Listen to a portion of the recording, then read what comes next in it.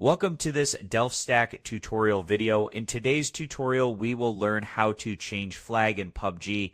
The country flag in PUBG is linked to your profile and region settings. It appears next to your profile information during gameplay and on your profile. To begin, open PUBG and go to your profile from the main lobby. Go to the option called Custom on the bottom right side. From here, tap the second option.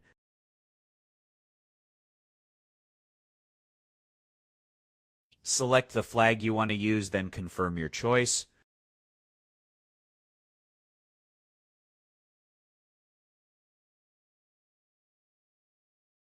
In some cases, PUBG may limit how often you can change your flag, so choose carefully.